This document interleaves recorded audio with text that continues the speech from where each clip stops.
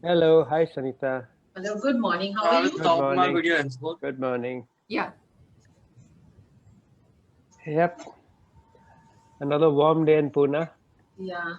The winter is I'm fled. looking forward to have this very uncommon conversation with you. Uncommon. I love that description. Yeah. I was thinking of, renaming it Uncommon Conversation means think about myself with a very common soul.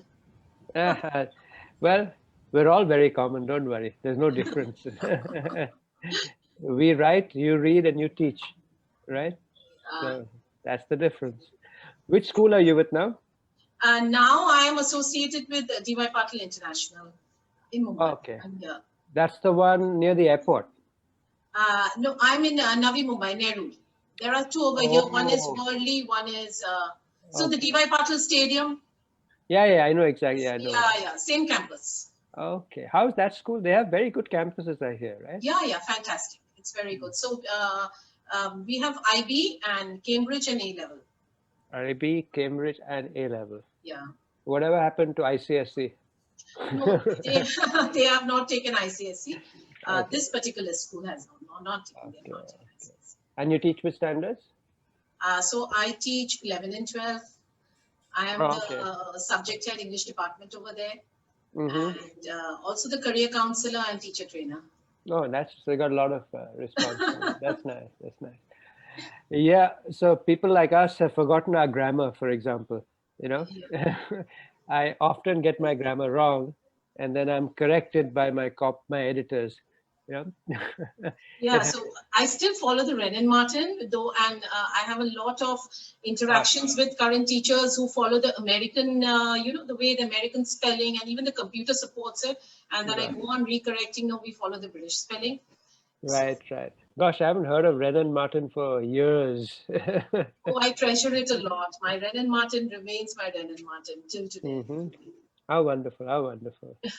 Yeah. No, I think for us, creative writing is more about what you produce. The grammar comes in afterwards. Yeah? Yes. Over there, we can relax all the rules. As long as the writer is convincing enough, I think. That's right. Yeah. All the rules are relaxed. Thank God, because I'm completely beyond all that now.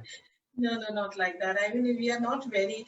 It's only sometimes we go with a little bit of grammar, especially only in comprehension when they are otherwise. And of course, major errors, I don't think they make. Yeah, they don't, I guess. They don't make. Yeah. True. I also did a little bit of, as Priyanka, I think, knows, also dabbled in robotics a little bit. Because I was heading an edutech company. Oh, wow. And designed the STEAM curriculum. And that's interesting. That's very interesting. So currently, there are practicing in 25 schools that curriculum.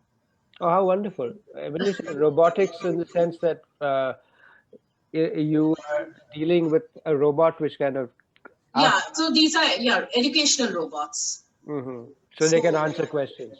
Yeah, no. So basically, when we talk about STEAM, is science, technology, engineering, arts, mathematics, application of the same in understanding various subjects. So how through robotics and through IoTs also, how you can make learning simpler. For example, if I'm doing a maths practice, how can the robot help me?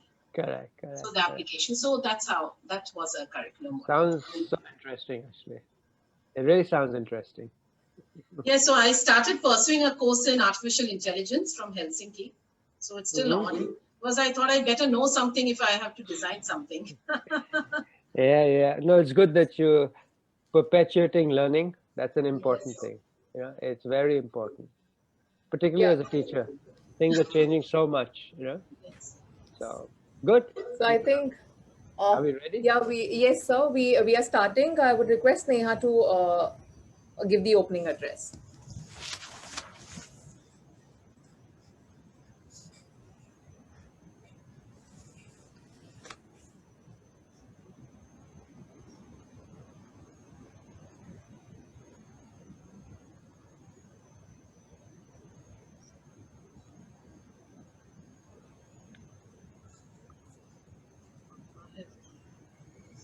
Sneha.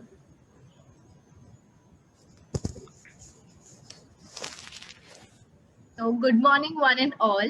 So, after the exciting day one, we are all excited to start the day two. And with the same enthusiasm, we start our day two of AOTL. So, I hope everyone is fine. So, as a part of AOTL, I welcome you all to the day two of the event. So, Priyanka ma'am, over to you. Good morning, everyone. Another exciting day awaits as we all catch up here today for AOTL Day 2. And our first session, titled Sensitizing Children About Wildlife Through Stories, a very interesting topic. And we have children's favorite author, Deepak Dalal, with us in conversation with Sunita ma'am. I would like to give a brief intro about Mr. Deepak Dalal. Mr. Dalal gave up a career in chemical engineering to write stories for children. He enjoys wildlife, nature, and the outdoors. All his stories have a strong conservation theme. His Vikram Aditya series of books that covers the Ladakh adventure, Ranthambore adventure, Sahyadri adventure, Lakshadweep adventure, to name a few, are set in the wilderness destinations of India. His other books, The Feather Tales, are for younger children and have birds as characters. We welcome you, sir, and thank you so much for joining us here. Pleasure to be here. Thank you, sir. In conversation with him, I have my teacher, my mentor, Mrs. Sunita Sinha. She is, as she likes to call herself, a disruptive educator, a career counselor, curriculum designer, and a trainer.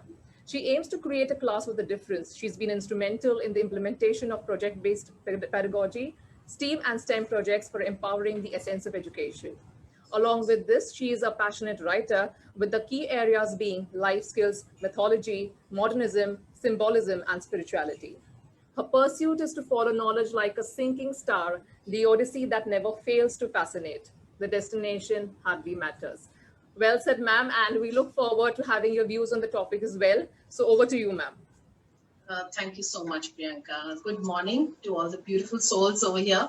Of course, we have joined online, but welcome. And let's look forward and try to decode the very, very popular and deferential Deepak Dalal. Okay, so Deepak, here is your first one. Okay, so they say let's start at the very beginning. It's a good place to start. Okay, so my question to you is, tell us something about your childhood. Any interesting anecdote or any situation which may have triggered the writer element in you. Oh, well. All right, that's really at the beginning. Yeah, I grew up in Bombay. I was born in Bombay. I lived my early years out there, went to regular school out there. But I think the life-changing moment that happened was my parents offered me to go to a boarding school. And that was when I was 10 years old. And I did, what you call, do the exam. And I remember choosing a school in the south called Lawrence School. And this is in the Nilgiris. And at that time, I could choose between Mayo and Doon and Lawrence. These were the three big schools. I chose Lawrence because it had half days. That's what I thought. It didn't work that way. But in any case, went there. And it was a huge, huge change to the lifestyle I led in Bombay. And I believe that if I hadn't gone to the school, I don't think I would have been the outdoor person that I am today, the nature lover that I am today, the writer that I am today, because that school was unique. It had 750 acres of land. And to walk from one classroom to the other, it could be a kilometer apart sometimes. You know, and it was set in this most beautiful pine forest and eucalyptus forest with rolling hills, some of them really tall, reaching 8,000 feet. And there was nature all around us. I think that, you know, I spent 6 years in that school, and it made a profound difference in the way I viewed life and the way I did things. And I guess the outdoors just came to me out there.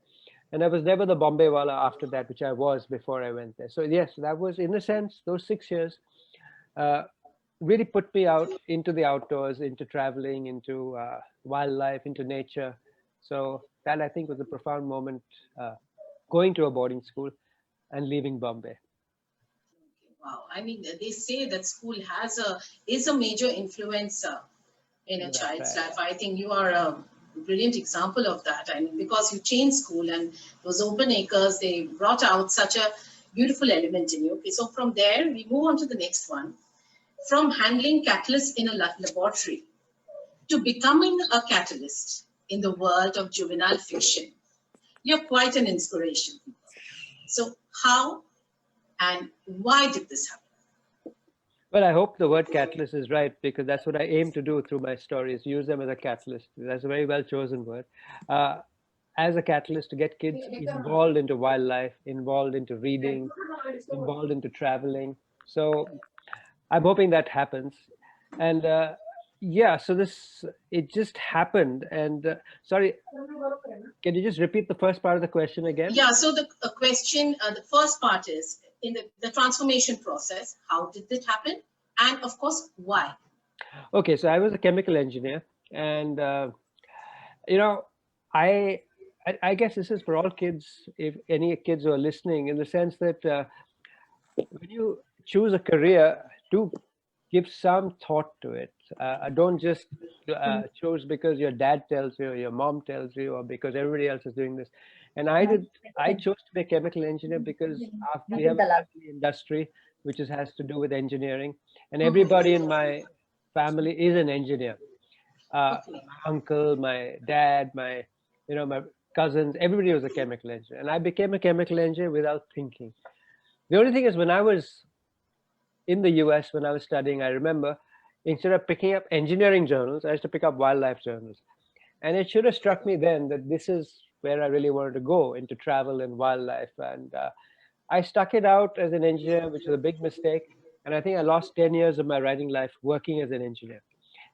And then finally, my passion took over and I made the switch. It wasn't an easy one, but I made that switch. Basically followed my heart, which I should have done 10 years earlier. So. This so much reminds me of that Three Idiots situation. You know, we are talking about one of the characters, how trained to be an engineer, but wanted to be a wildlife photographer. And ultimately he listens to his passion and becomes one, and is so successful. The only difference, I think, between the movie character and between you is you have become a very successful author. And of course, time, and maybe we say carpe diem all the time, that seize the time, but I don't think over here there's not much of a difference, because we still get to savor your exquisite work. Thank you. So let's move on to the next one. We are going to be discussing about your iconic books, but I just have one single, very curious question.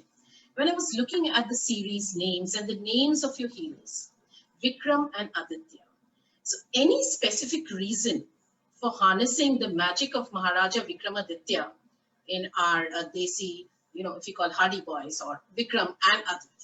So I think you got it absolutely right. It was Vikramaditya, the great king. And I just decided to split that name, and yeah, that was half the reason. And I also had a couple of friends, one who was a Vikram, one who was an Aditya. So it all got together. That's how the names came about. Yes. Yeah. Okay. And I think they exemplify what their name means. I think Vikrama means valor and Aditya means the sun, and that's what they bring in your narratives and in your plots, right? I hope so. Yeah, they do that. Of course, they do that. Yeah. So let's move on to something which is your part of your lifestyle and part of your narrative. Deepak Dalal and his backpack combine it with explorations into the wild, untamed Swadeshi green zones.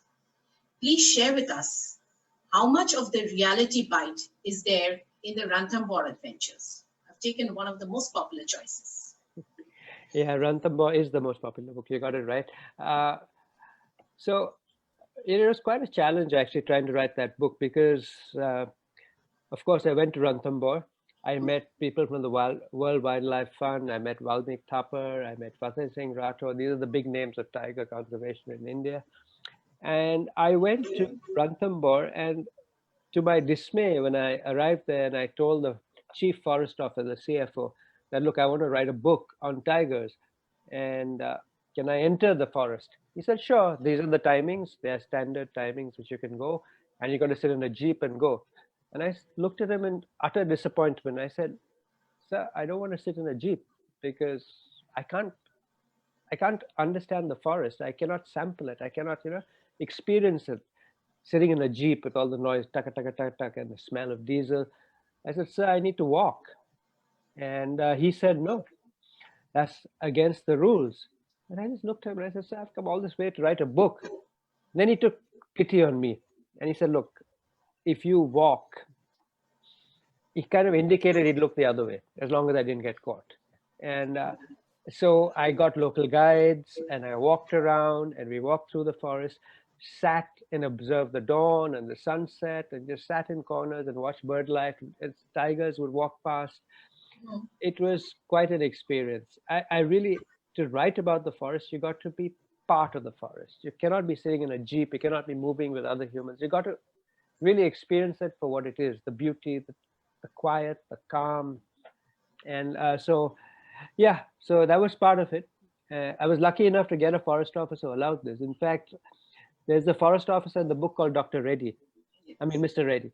And he actually is the same name of the chief forest officer who was there at that time, who granted me permission. So I'm sure he must be delighted if he has read the book. yeah, he actually got to know from others that, look, your name is here in this book. Yeah. Then he wrote to me, and in those days it was writing, and we had addresses, and yeah, we've been good friends, and we met again after that, and now unfortunately I lost touch with him, but yeah, he was a wonderful gentleman, the kind of person you want in our forest services. Very cooperative, very nice. They understand what you're all about, and then they let you in. It's not like a blanket ban, and that really helped. Made all the difference. The detailing which is there in the each chapters of Ranthambore Adventure, there is quite a lot of observation goes in. So, which means that obviously you have spent a lot of time. It comes from first-hand experience. So, what a typical day of your forest trek will be like? If you can share with the audience, how would it be? So there was nothing typical about it. Just depended. Early morning we would go, no doubt. We would go. We'd be up at dawn. And we would also spend the afternoon. We'd spend the kind of the whole day out there. We have the forest guards. The forest guards have homes in the forest, so we used to spend time in the forest guards' places. And there was nothing fixed. It was just trying to get to understand. I also want to get a geographic layout, where the ravines were, where the forest were, the lay of the land. So it was just whatever came up at that time. Then we would meet people. We would meet villagers, we would meet poachers, and I was trying to meet anybody and everybody and learn. So there was nothing fixed. It was just moving about every day, but being there from sunrise to sunset.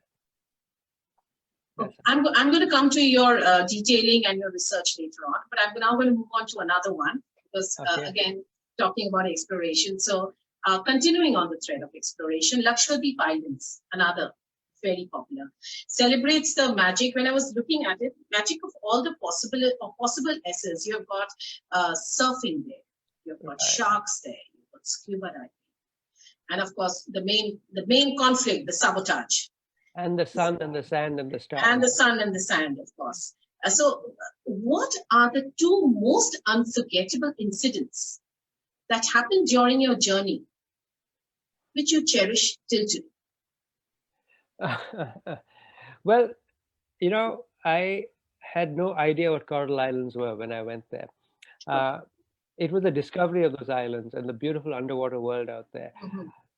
Because we were actually part of a windsurfing team. We used to windsurf in Pune at our Karakwasa lake out here. And then one day we found that the lake was too small for us and we wanted a different challenge. And so we wrote to the people of Lakshadweep. The person out there granted us permission and said, yes, you can windsurf between the islands and he will give you backup teams, etc. And we took on a challenge to go between islands. I mean, it's very difficult in the deep sea. You're talking 300 kilometers out. Yeah. And so we did that. And during that period of time, we made friends with the locals. We stayed in their homes. You see, this is a very different experience than most people get. We lived with them. We worked with them. We scuba dived with them. We went fishing with them. So we got to see Lakshadweep like nobody else gets to see it. And we made so many good friends out there. And really, that's all. That was my first book. And those experiences really were real. I really spent a lot of time out there. And I was just completely taken aback with the underwater world of Coral Island. It was just fabulous. Not just that, the fact that when you go out of the reefs and into the sea, you're like dropping off a mountain. Like the depth of the water is just about 10-15 feet below you at one moment. Then you cross the reef, and then it's 10,000 feet. Oh. So it was it just was an incredible experience going through that. And yeah, so there was experience upon experience just piled up out there, and that's how the book came about. And the coral reefs fascinate me, islands fascinate me, the people who live there fascinate me, and yeah, it was a wonderful time. So the handling the curves and the ups and downs of the coral islands, and that's what life is all about, right? We never know when it is just a shallow bank and when we have the 10,000 feet coming in. I think nature prepares True. us like that. It's a metaphor. Yeah, absolutely. You are nature's warrior in that way, and that's how I think that's what we learn from you. So anything particular about the locals which you find really very interesting, because not so much is there out in the newsreel because they have their reservations. So if you can share with us something which is... It's not very romantic, what you would think of the locals out there. Unfortunately, they're all government supported. So the majority of them are lazy. They don't do much. But the ones who are fascinated by the land, the ones who are scuba diving instructors, the ones who are adventurers, the ones who are fishermen, they are wonderful. They have a passion, and you hang with them, and they take you places, and they show you things. We used to go out at night, into the dark of the sea, and we used to have morails going between our legs. They showed me things which you never get to see. So yeah, those were really wonderful. But unfortunately, Lakshadweep is an island. They're islands. There's no question of any manufacturing happening out there. So all they can do is either fish or farm coconuts. There isn't much else beyond that. Now tourism has taken off, and so they do that also. But the majority of them are very happy with just government jobs, and there's really not much to do out there. So it's those adventurers who are there. They are incredible. But the rest, there isn't much for them to do. It's not as romantic as it seems, that they go out every day and they fish, and there's only a few of them do that. So for a change, maybe originality makes you stagnant. I think they show that. Yeah, right? It's government supported, and so when that happens, you just don't. You lose that extra zip, and that's what's happened out there, more or less. So of course, this is not a part of the regular question, but I'm just going to ask you just to understand the entire picture, and I'm sure the audience will also be very curious to know. What were your mode of communication? The way you communicate, do they understand Hindi, or do they all do something? Yeah, they all spoke Hindi. There was no problem. Okay, that's no problem. Yeah. Basically, their language is it's between Arabic and Malayalam. Oh. Because a lot of the Arabian sailors got shipwrecked on these islands. So they're completely Islamic in their background. And their language is a dialect of Malayalam, you could say, with a few sprinkling of outside words. But yeah, so I don't know Malayalam, so it was Hindi. But luckily out there, that everybody goes to school. There's not a single person who doesn't go to school. So everybody is educated out there, and everybody has learned Hindi. So you can easily communicate. There's no problem. That's great. And English also. So, English also. Oh. Yeah. So, okay, here comes something which is maybe close to your heart. You're more than just a popular author. Each book of yours champions the need of conservation of nature, of the priceless flora and fauna. We would love to listen to your perspective on this. About nature, right? Yes, and conservation. Yeah. So, for me, ever since I was a little, I grew up after when I went to boarding school and I came back. Wildlife played a big role in my life. And I had natural compassion for wild animals and for nature. And it's, I think just being alone in nature is a very important thing for me. I don't like to go in big groups. I like to be alone in the hills or on the sea, in the mountains, by riversides. I think there's a great beauty in the landscape of the different landscapes we have, whether it's a desert landscape, whether it's a coral island landscape, whether it's the Himalayas, whether it's a riverine landscape, whether it's a mangrove landscape. I just love different landscapes. And, I've always said that, God makes things very beautiful. We humans go and and ruin it. But whatever you see in natural beauty, there is nothing that can compare with that. And that simply draws me out to enjoy that natural beauty and the silence that goes with it. And, like the sound of the wind in the leaves, or the sea rumbling, or just complete quiet in a forest. These are things that kind of just fascinate me, inspire me. And these are the things I want to share with kids through my books. That's the nature part of it. Then there's wildlife, of course, also. I mean, animals fascinate me. It's just that their lives, I don't know, I just have empathy for them, and birds too. And yeah, so all these kind of things come together, and that's what fires me. That's why conservation comes in. And that's where conservation comes, because this is unfortunately, it's a serious problem that we have. It's a very, very, very serious problem. In the seas, we've lost half the biomass. And if we go on like this, we don't know what's happening actually underwater, but people are keeping track. And it's very, very sad what's happening out there. And on land, we can see it happening, and it's happening in front of our eyes. That these islands of forests that you have, which are separated from one another, they're shrinking every day. And as they shrink, the number of birds and animals lessening. And the thing is, it's all reversible.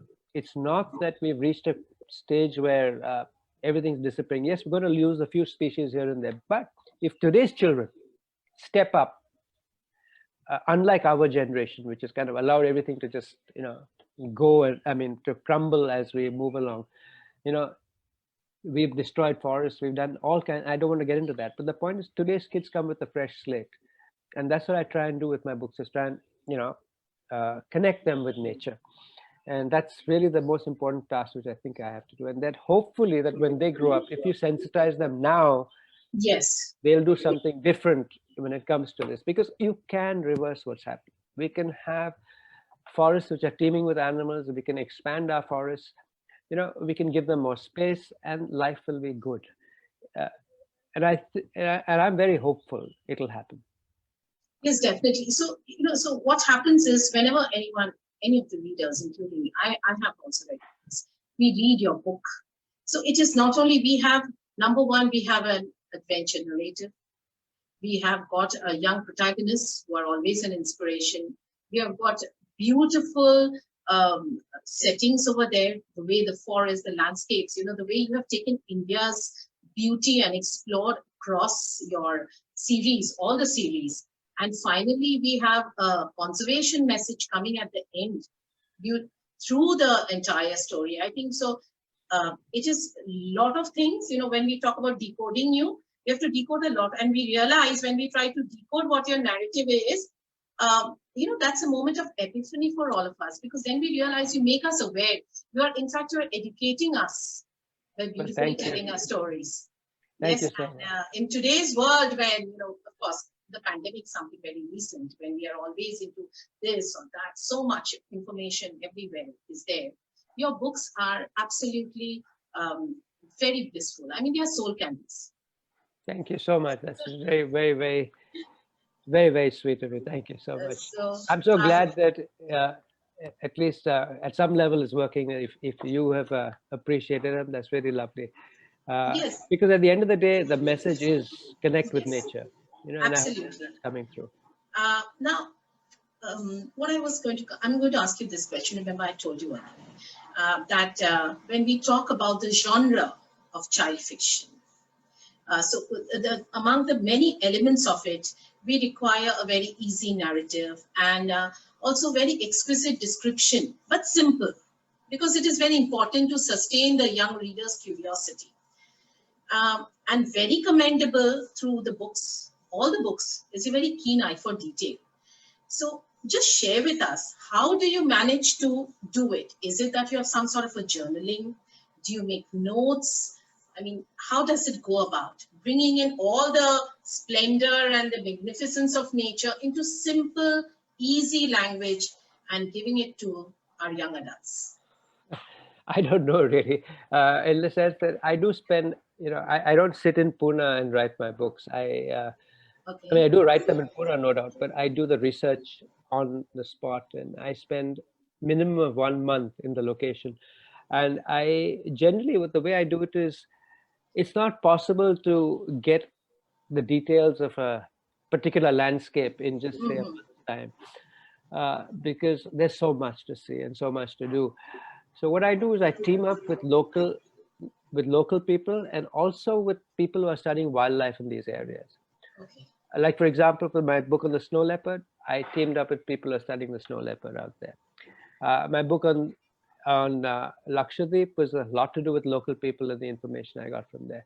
In the Andaman Islands, I teamed up with people who are studying crocodiles out there, people who are studying underwater corals out there. So, all these kind of inputs, which I get from people, help a lot. And they take me to places which I would have never discovered on my own. They've already opened the landscape for you. And I tag along with them, and that helps a lot. And of course, there's a lot of observation that goes into it, and I do make notes, though I have to say I'm pretty bad at it, but I do make notes. And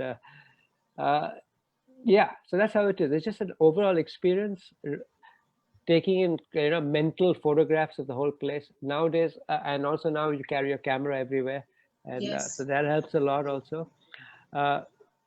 It's just a combination of different things, but at the end of it, a lot of it is just spending time there and spending time with the right people who take you around, to show you around.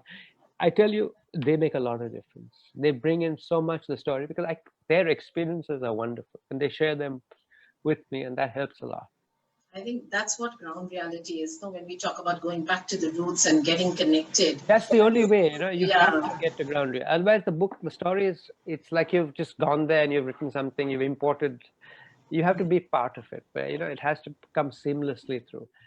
And that requires time, effort, and you got to enjoy doing it, because these are difficult places. I mean, going and living out in the snow at 15,000 feet for like 10 days out there without coming back, and it can get pretty rough. Or in the Andaman Islands, searching for crocodiles in the heat, and in the you have to love doing these things. And so yeah, that's part of it. I love it, so I enjoy the outdoors, and I just enjoy being out with wildlife, with people who love wildlife, and that's how the stories come through. So I think much before your plot begins, your first draft begins, already the creative process starts out. Is it like that? No? I go in with a blank slate. Okay. I develop the story as I'm sitting there. As I get different experiences, those experiences pile up, and then I realize which one I kind of explore them in my head, and I kind of decide, I want this, I want this, I want this.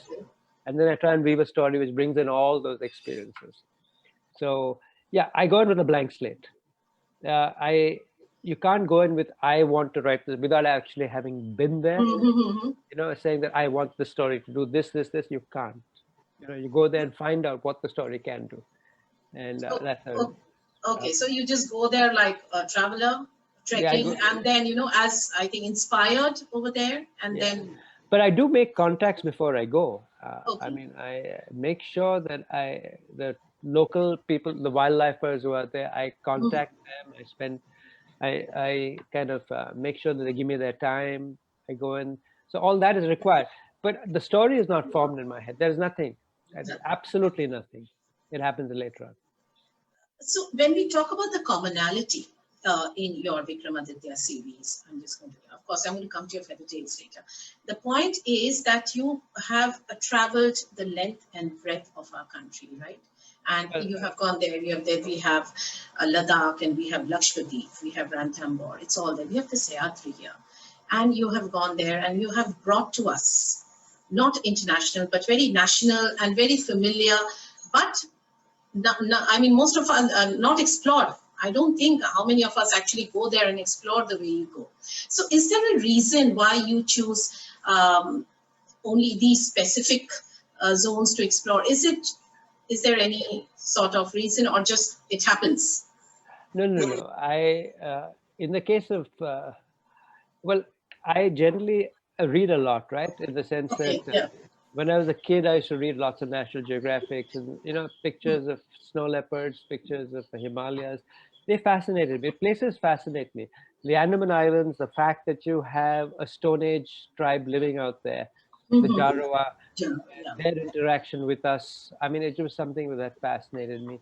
So it's actually, it works that way in the sense that I read about these areas. Okay. And then I go there. But the Sayadris, for example, are my backyard. I mean, last night I was there in the Sayadris. Yes, you are there in Getting there is no time at all. So that was like a home story.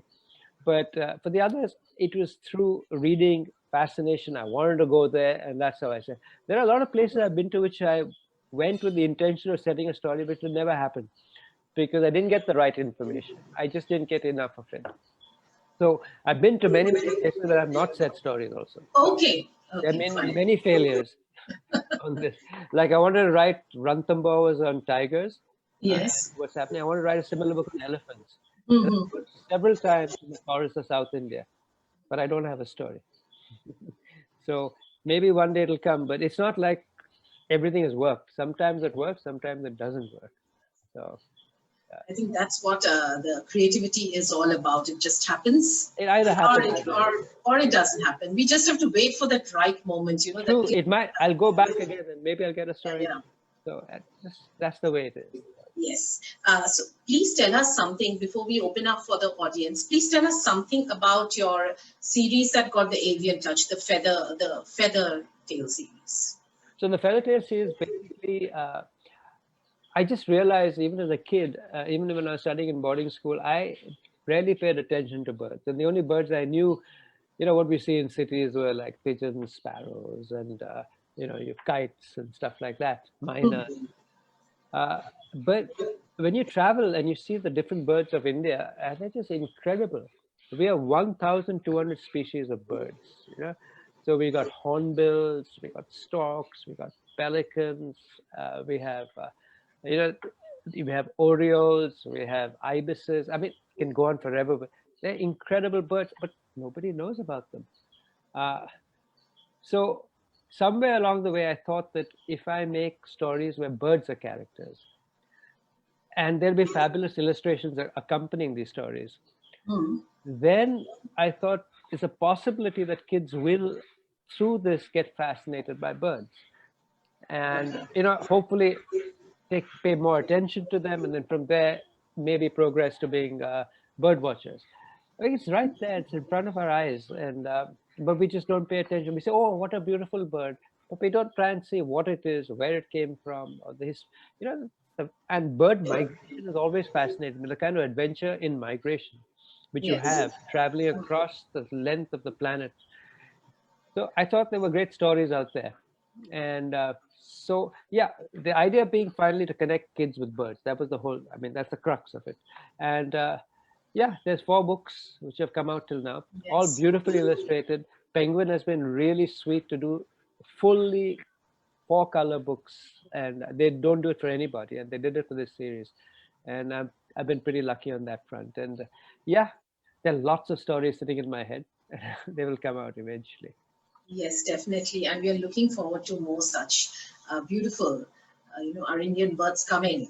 Because whenever we talk about birds, it's only about with relation to maybe, okay, you just look up into the National Geographic, you want to look into the Wildlife Channel, but reading it in a story always makes it more interesting, Always. And for a change, they are the central character and not like, just being the owl in Harry Potter. They have got more importance than that. So that's great. Okay, till we have questions, I'm going to, as we were having the conversation, a thing came into my mind, just stream of thought. So I'm going to share it with you. The point is, when you say that I look at nature and I get inspiration, you remind me of the Romantics, especially, William Wordsworth and others, Shelley and Keats, who would look into the landscape of England at that time, and they would create so much poetry. We have beautiful creative writings. So I think at the heart of heart, you are a romantic with a capital R. That love of nature, they would find divinity in nature. So is it that you almost have that same type of philosophy, slightly same? In that way? Yeah, so I certainly a complete romantic at heart, and nature just inspires me, fascinates me, transports me to different places. But I have not done such great work as those people whom you mentioned, but My idea is I love stories. I grew up reading a lot of books, and I Yes. loved adventure stories, and so that's what I did. I tried to write books as nice as the ones which had read and inspired me as earlier. And that's what I do with nature is brought in because of my love for nature. I will never set a story in a city. It just doesn't appeal to me. I think it's just, not for me at least, you know. And it'll always be nature. It'll always be adventure because, Okay. you know, adventure makes you want to turn the page and know what's written on the other side. And when you have a good adventure story, and you have people flicking the pages, then you can bring in bits and pieces of wildlife, and it goes in without, you know, not like in like a textbook. It goes in a story form is the best way of teaching. Absolutely. And you as a teacher would probably, yeah, agree with me on Yes, that. yes. I don't mind sharing with everyone how I've generously taken your passages and used it for comprehension and introduced the deduction skills, creative vocabulary, writer's effect. What does the writer mean by this in taking a parts of your chapter? And I've done it a lot. And I think your book is there in most of the school libraries, and children love to go out and explore, because for a change, they don't have to sit with the dictionary all the time. Yeah, they definitely look into it. I'm not saying they don't, but what they really, my students, they would always tell me, you know, whenever we read Deepak Dalal, especially your Ranthambore Adventure is a huge hit. Snow Leopard also, yes, the Lakshmadeep, and they say that, ma'am, whenever we are reading, it's, you know, we feel like continuing. It's very easy on the eyes and easy to understand. And at the end, obviously, when the entire thing, the revelation happens at the end, it is always a delight. So that's why they keep coming back for more. And every school library is stocked up with Deepak Dalal. That you want to get into adventure series, please read that. And it's Thank also, you so much. it also has, and you know what we look at when we look at any adventure series is, it is not only just an adventure. When you come to an end, you achieve a certain destination. You also achieve a certain wisdom. And I think that is so beautifully shown in your books. At the end of every story, there is a sense of an achievement, whether be it, yeah. Yes, you would like to share. I think it's compassion. You bring in compassion into a story. That's a very important aspect of it. And compassion with nature, compassion with wildlife, compassion with other people. You know, I think that's the nobler form of the self. That's Yes. what you try and reach through the stories. The quality of empathy, which is the one of the most precious skills in today's world, which is required. Yeah. So that's the most important thing within these books, empathy, as you put it. You know? Yes, and it is not taught everywhere, but your books do teach them. So thank you. I'm so happy to hear that, because that's really the whole aim of the stories. You know, the goal. So to say. Yes, yes. Thank you so much. It is absolutely a pleasure, you know, always, because I get to learn. So I think we all get to learn so much. So Priyanka, may I continue with the question, Priyanka? I have. Yes, I would just like to request the audience, if there are any questions, please key in the chat box and we would unmute you so that you can directly talk to Deepak sir. Meanwhile, ma'am, we can have another, maybe a couple of questions. Yes, another 5 minutes. Yes, so I'm just going to ask a very similar, one or two questions. If you had to cite your favorite from amongst all your books, which one would you take it as your personal favorite? Okay, this is something which maybe a young Deepak will also be compatible with, and this Deepak will also, and an old Deepak, you know, something like a classic amongst all your babies. This question is asked to me very often in schools when I speak. Which is your favorite book, sir, etc. You know, and well, the standard answer I give is that, do you have a brother or a sister? And they say, yes, sir, I have a brother or I have a sister. So I said, which one does your dad prefer? And you look up and say, I don't know, sir. I said the same thing. I'm like your dad. You know, these are my children, and I don't have any preference of one over the other. I love each of them equally. So that's the standard answer I have, and that's the truth, because each took that much effort to write. Yes. I enjoyed the process. So I don't have a personal favorite, though I do know that my book Ranthambore sells more than any others.